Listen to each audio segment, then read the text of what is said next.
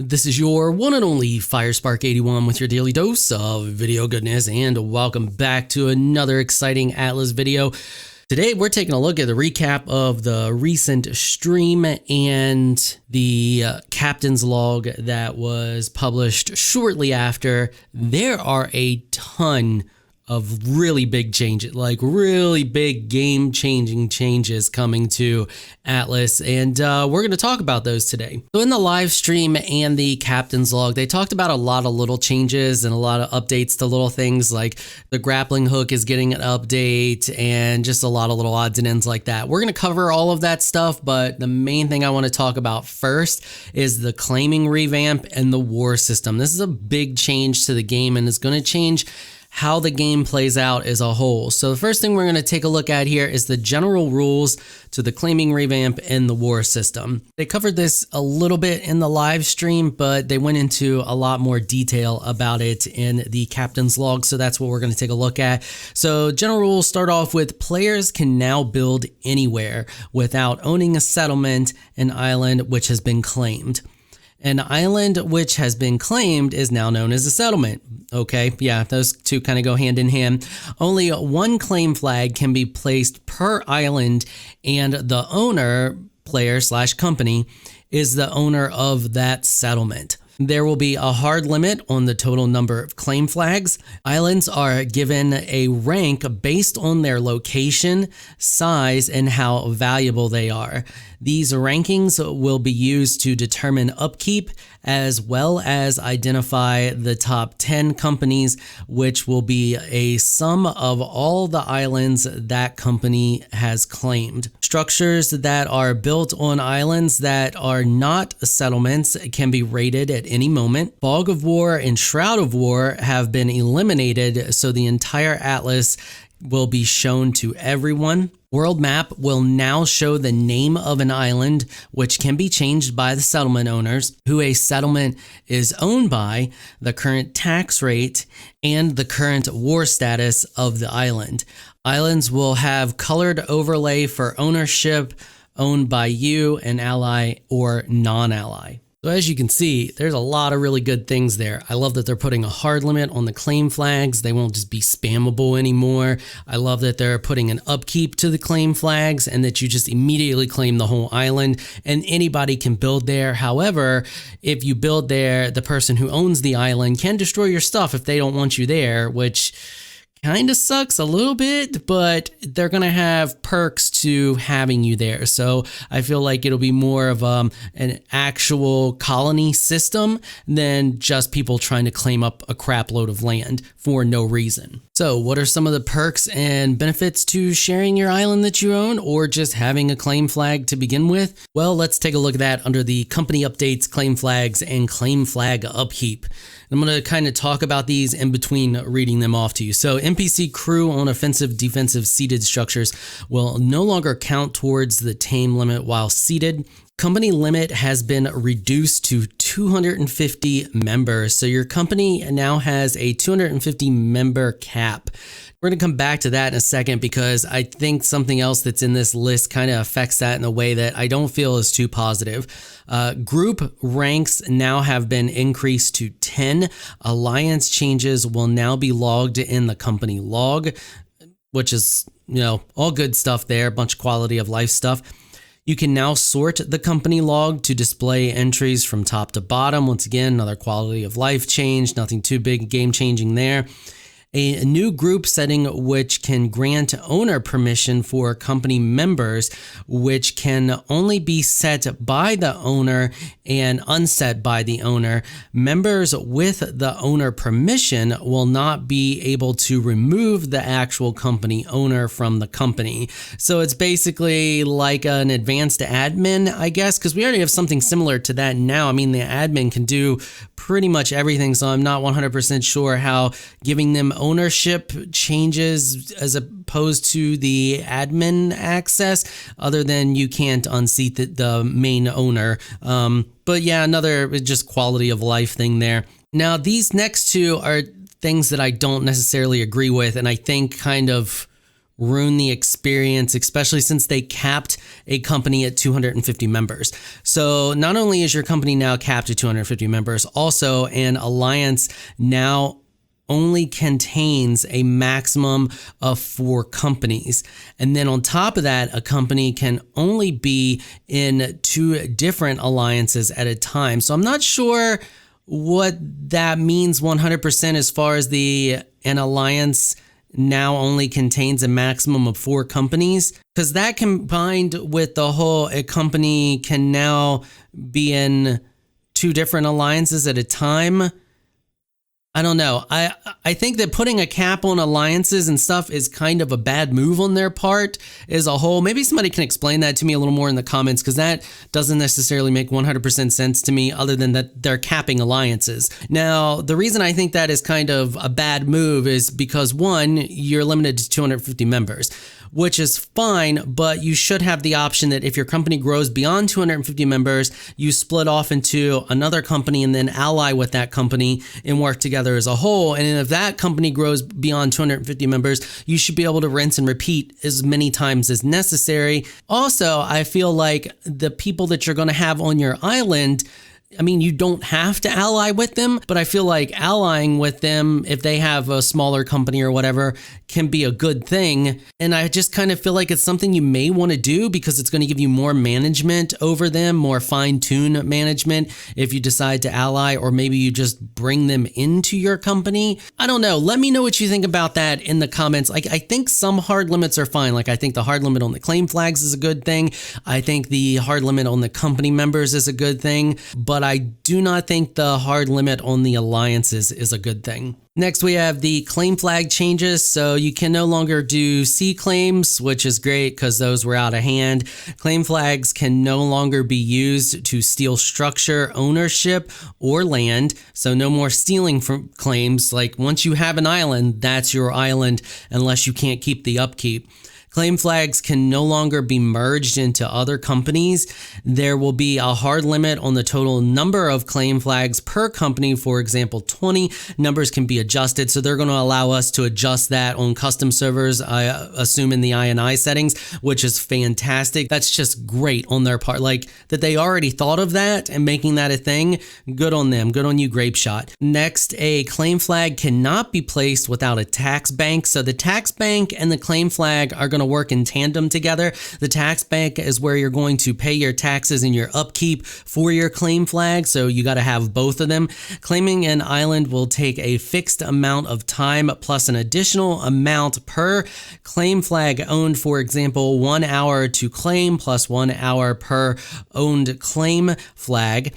Numbers can be adjusted. Once again, they're making that value afloat so that you can adjust it in the INI settings.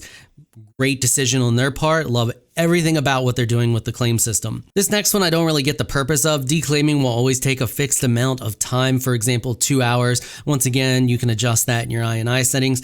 I mean, if you don't want your claim anymore, you should just be able to delete it instantly. I don't understand why that needs to take an amount of time. Maybe I'm missing something or not thinking of something. If I am, let me know in the comments. Next, they talk about the claim flag upkeep. So claim flags will now have an upkeep cost, which is paid from the tax bank. Like I said, those already talked about that. Those go hand in hand. The upkeep will be an assortment of resources. So you're going to pay your upkeep with like wood or fiber, whatever. I hope they do it in a situation where it takes different types of resources and not just any wood or any fiber. I think that'll be really good for setting up trade routes and increasing the use of the shops and stuff like that, because you're going to be able to have player-owned shops on the actual islands that are, have claim flags on them, and you'll be able to tax them and stuff like that. So I really hope that they do it with different types of resources and not just like, any type of wood. I think that'll be really good for the game, but we'll have to wait and see on that one. The upkeep cost will scale on the size of the island, the total number of claim flags a company has, and how many different companies players are building on that island. So that's where I was talking about you have benefits to allowing people to build on your island, because doing that is going to reduce your total upkeep, which is handy. You want that. You don't want to, I mean, maybe if you have like some 250 member company and you may not give a crap about that, but if you're just starting out, it's going to be super helpful to you. If you got like a player count of like 10, 15, 20 people, it's going to be super helpful to you to allow other people to build on your island, which is really smart move on their part and really good game design, I feel. Players are also be able to place items into the tax bank now to go towards their upkeep. And if you're worried about the upkeep and having all the stuff you need right from the get-go, don't, because claim flags will now have a grace period after a successful claim to allow resources to gather in the tax bank before the upkeep is charged. The claim flag will visualize if the upkeep will not be met, so players will be able to contribute directly to the tax bank. The tax bank will now stack resources like the ship resource box. All good stuff. Like, I think all of that is fantastic, and I feel like they did a really good job on this system, and I feel like this is the system we should have had in the first place. Like, I find it funny that they didn't think what happened with the current claim system was going to happen. So before we get into the rest of the stuff, let's talk about PvE, because PvE will now not allow claim flags. So no claim flags in PvE, you won't be able to have an island, you won't be able to make use of the claim system at all. Damage decay over time is added to all structures in PvE, and there will be a new structure that will be an auto repair structure that will allow you to auto upkeep to prevent the structures from being destroyed by decay. So essentially they're stopping you from pillar spamming, because the more structures you have, I assume the more decay you're going to have to deal with. And I also assume that the structure that does the auto repair is going to have a range. You're not going to just be spamming that structure everywhere and constantly going around. I mean, maybe you will. Maybe you'll have people who have nothing else better to do but spam those structures and constantly keep them filled and keep decay under control. But I feel like it's going to be a total pain in the butt for that to happen. So it's essentially going to be like Ark is now for PvE, but with a slightly updated system to help keep clutter off of the server. So it'll, people stop playing and stop tending to their stuff. It'll just auto decay and destroy on its own. And that's good. That works for other games. That's similar to the system that Conan uses. And it's a system that should have been more in place for Ark. And I know a lot of people are going to be salty about it. The PvEers out there, maybe they will, maybe they won't. I feel like a bunch of them will be, because they're used to the claim flags and used to saying this is mine. And now they're going back to more like the Ark system for PvE. I feel like the game is going to shine more in the PvP aspect, and more people are going to be driven to PvP, which is great, because I feel like that's going to be really good for the longevity of the game. Don't get me wrong, PvE is good, and I know a lot of people enjoy it, but I feel like a lot of games that could be really popular sleep on promoting their PvP in the proper way, and that ends up hurting the game in the long run. I mean, let's face it, people enjoy PvP. Look at Fortnite and other games. Now I know that's a completely different game, but my point is people enjoy that player versus player aspect, and if done right, I feel like it can really be good for the game. And I feel like they did a pretty good job on this system. I'm sure it's going to need some tweaks here and there, but let's continue to talk about the PvP aspect, because that's where the rest of the changes are going to come in. As far as PvE goes, what I just told you, that's it. We're going to start off covering the stuff that they recapped on settlements. So a lot of the things that people really dislike about PvP is the offline raid and stuff like that. Like, it's terrible to be offline and just have all of your stuff raided and your base, completely destroyed and you weren't there to defend it. So I feel like they're putting a lot of systems in place to take care of that. So starting off with the settlement system, settlement owners must set a window of vulnerability, currently set to 9 hours, where their island is raidable. Outside of this window, player structures and ships will not take damage from other players. So essentially, within that window, once you have a claim flag, now settlements, remember, that's claim flags only. So if you don't have a claim flag, you're in the current situation you're in now, where it's constant, it's basically a lawless type situation, and you're going to get raided whenever people want to, and you got that constant crazy PvP. So it's going to be really good for you to get into the game and join a company, or build on a claimed island by, one that's claimed by a company, something like that, to help keep you safe in a PvP type situation, except for that 9-hour window. Now, I'm really hoping, they didn't mention it here, but I'm really hoping that they make that 9 hours adjustable in an INI file, because I feel like that's a little too long in my opinion. I feel like something like maybe 5 to 8-ish, somewhere around there. I feel like 9's pushing it a little bit. Not everybody has 9 hours to be online. Now, it's not a situation where you have to have everybody online, maybe always, but I just feel like 9 hours is a little too long. I feel like that's more towards like the people who just have a crap load of time, and they should cater more towards the casual gamer a little bit there. So I feel something like more like 5 hours is more reasonable, which is why I'm really hoping that they make that adjustable. Next, there will be a timer on players before they receive the invulnerability status. So basically, this is all offline raid prevention stuff, which is all good. Anchor boats or docked boats will follow these same rules if they are in the radius of the settlement. So if you have your boat anchored, you're fine. You don't have to worry about it if it's not the war window hour or whatever. If you're out in the middle of the ocean, you're free game. So keep that in mind. Non-settlement owners who have cannons on ships and are anchored shall not be allowed to fire cannons outside wartime. Settlement owners can set taxes on their island, which will automatically be deposited into the tax bank. Structures that are built on a settlement which do not belong to the settlement owner will have a decay timer. This is just going to basically help settlement owners manage all the stuff that's going on their island, which is good. I mean, you don't want to have to constantly worry about, hey, did Bob Jim log in, today or in the past 3 weeks? No, he didn't, and his structure is automatically decayed. So, that's good stuff. Player-run shops, which are placed on islands, can also be taxed by settlement owners. And I think it's great we're getting the player-run shops to be able to put them on islands. That's going to be fantastic for trade, and it's going to bring so much good stuff to the game. And I really feel like the player shops should have been a thing already on launch. But I get it's early access. I just kind of feel like they may be released a little too early.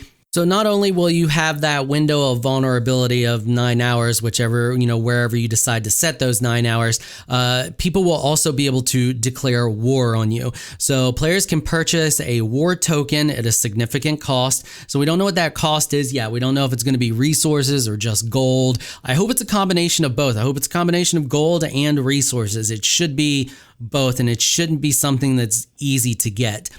Which can be used to declare war on an island. When war is declared on an island, players must select a scheduled time in the future, 3 days to 1 week.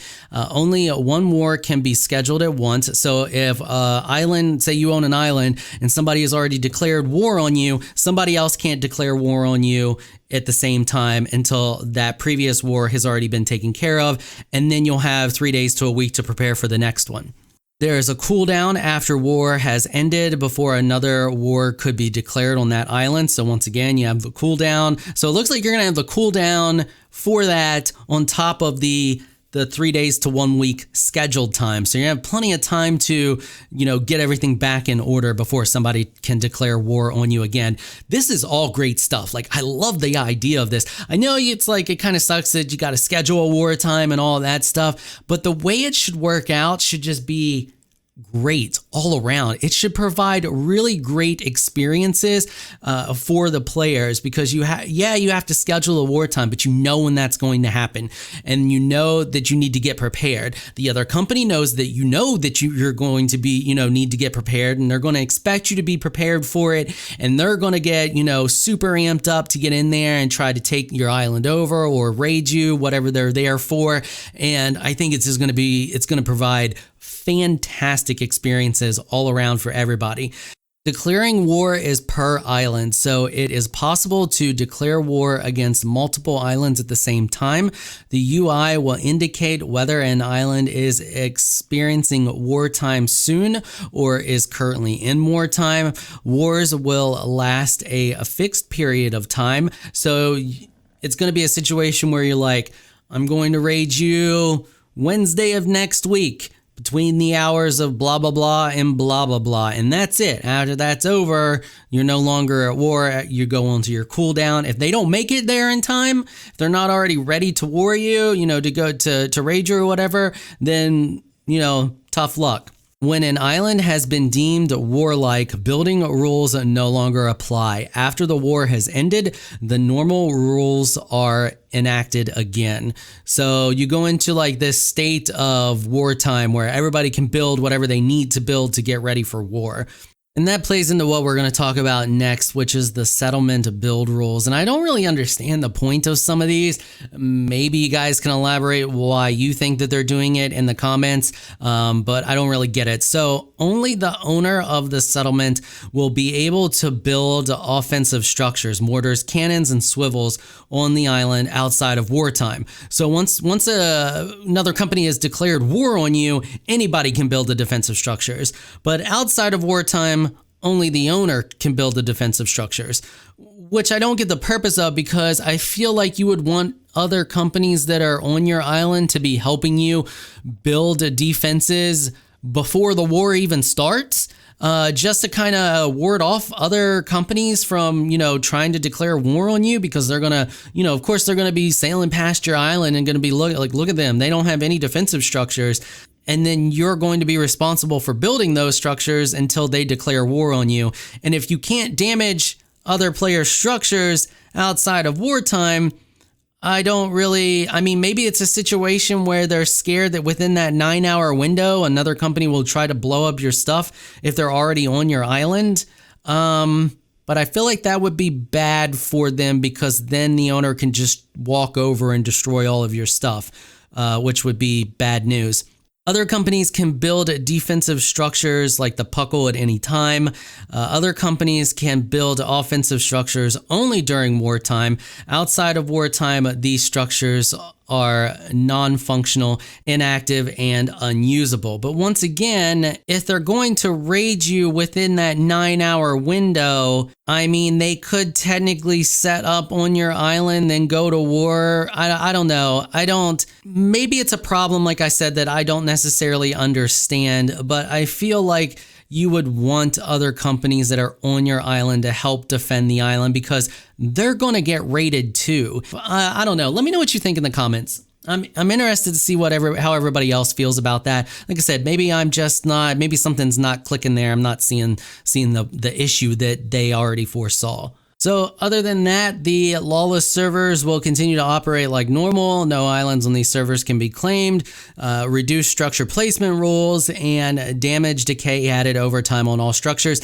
And I'm pretty sure they said it on the stream, but you won't be able to place the auto repair structure there either. So you'll have to upkeep all of the structures on the lawless island yourself. So you can live there. You're just going to have to live a tiny house life so you can keep up with all of your decay. Otherwise, if you decide to build a mansion, it may get a little out of hand. And that's pretty much it for all of that stuff. Once again, let me know how you feel about all that in the comments. I'm really eager to see how everybody else feels about all this. Do you like the changes that are coming? Do you hate them? Are you going to go from playing PvE to playing PvP now that they've made all of these changes? If you left PvP because it was buggy and crappy, are you going to go back to PvP now? Just really interested to see how the community as a whole feels about all this. I think it's fantastic, and I'm really hoping that on our sub-server that I can get more of the other content creators to jump on board with the PvP aspect once these changes come out. So let's talk about some of the other stuff. I'm going to hit all of this stuff pretty quickly because we're running long on time here. So they're world redesign, but they're not really redesigning it. They're just adding new islands to each of the servers, up to one island per grid. So that's not really too much of a design, because it's really easy actually to remove and add islands to a server. So they're just adding a bunch of new islands. Players can now set any server as their home server. And so if you're on a specific island, you can now set that island as your home island and actually spawn there without a bed being there, which is really good. They're adding the sub, they're adding the trench. They show some footage, you're seeing it right now, of the trench and the sub. It's going to take a fuel cost. It's not going to have any real attacks to it. It's going to have 2 arms, which you can use to gather stuff. There's going to be more resources down there. In order to even get the sub in the first place, you're going to have to defeat the Kraken. There's going to be more power stones in the trench that you're going to get to defeat a stronger version of the Kraken, which I think is kind of lame. I mean, add a new boss. I mean, maybe that's a temporary placeholder. I don't know. I'm hoping that the stronger version of the Kraken is a placeholder for a stronger boss. I feel like there should be like a trench boss or, I don't know, anything else. There's the new crab, which I gotta find it and I'll play it right about now. The crab itself is pretty similar to the aberration crab. I mean, the abilities are more or less the same. It just has a unique design for Atlas. And the kind of temporary functions, we do plan to do more to it later on, but for now it will just have the ability to pick stuff up and throw it and jump as well. So yeah, they basically straight up say that the crab that they're adding is just a reskin version of the art crab, which I thought was absolutely hilarious. So they just straight up admitted it. They're updating some biomes. So the Eastern Tundra has now gotten a visual update in its own special design. It's no longer using the Western Tundra, which is cool. I hope to see them do more of that with the different biomes. As they've already talked about before, we're getting the guillotine structure so we can behead people and put their heads on spikes, put them on our boats, you know, all that kind of stuff, which I kind of find hilarious and makes me want to behead everybody in my company just so that I can decorate my boat with their heads. Yeah, I know they're my allies, but I still want to chop their heads off. One cool thing I think they added, which is kind of just like a trolly fun thing, is when you behead somebody, you absorb a small part of their experience points. And I hope they do other fun stuff like this in the future with other execution type situations. Like, I'd really like to see something where you can maybe steal someone's perk that they've unlocked or skill that they've unlocked or something like that, even if it's for a limited amount of time. Like if they've defeated the Kraken and they have that special bonus talent or whatever it is from defeating the Kraken, it'd be cool if you could, like, say, hang them and absorb that skill for a day or two. The next big one that has been needed so freaking badly, especially for all of the PvEers out there, and even PvP, they're updating the ships of the damned. So we knew that they were updating them to give different versions. So you're going to have the, you know, basically big, medium, and small. You're going to have the schooner version, the galleon version, and the brigantine version. But now, not only are they doing that, they are also going to run in squads. So you'll no longer just see that solo ship of the damned, which you can easily just kite and kill. Because if it's a situation that if they didn't do that, once they do add in these, a small something like a schooner would probably easily be able to kite the galleon version of the ship of the damned and sink it. And that shouldn't be a thing. Now you're going to actually have to have like a legit battle. Now you may be able to aggro one and pull it off of the others and do the same tactic, but it's going to be a little bit more challenging than what it is now. And I think it's a really good design choice, and I'm interested to see how it plays out. Next, we're getting a bunch of cosmetic stuff added to the game. So we're getting a hook hand, we're getting a peg leg, we're getting new armor skins. So they got like the tribal Hydra set, the Hydra, I guess, plate set, a fur set, and just more of like a grassy type, another tribal set of stuff. It'd be cool to mix and match all of that stuff. And they said in the previous stream, we're also getting the Army of the Damned skin as well. So lots of new cosmetic stuff that we'll be able to unlock. Last but not least, we're getting the grappling hook update. So the grappling hook's getting a really cool update, and I'm happy to see it. So it works right now similar to the grappling hook in Ark. You throw it out and it pulls you in a straight line to wherever it was. You can literally pull yourself in a straight line defying gravity. Now the grappling hook is going to actually have gravity applied to it, and you'll be able to swing. So you'll actually get that swinging motion when you launch yourself over to another ship or wherever. And I love the physics addition to it. It's something that was missing. It's something that's going to add to the realism of it, and I think it's a fantastic change, and I'm really looking forward to it. So that's about it as far as all the changes that are coming, and I think we're going to wrap it up there. Once again, let me know how you feel about all this stuff and what you're excited for in the comments section. I really look forward to hearing from you all, and trust me, I read as many of the comments as I can possibly read. All right, that is going to wrap it up for this episode. If you like what you saw, consider hitting that sub button. I want to give a big thank you to my patrons for making this episode possible. Y'all are absolutely amazing people. If you would like to join my elite crew of Patreon supporters, please check out the link in the description below. If you enjoyed this video, please leave a comment down below. Let me know what you thought. If you're shy, you don't like to comment, just hit that thumbs up button and show your support. Until next time, thanks for watching.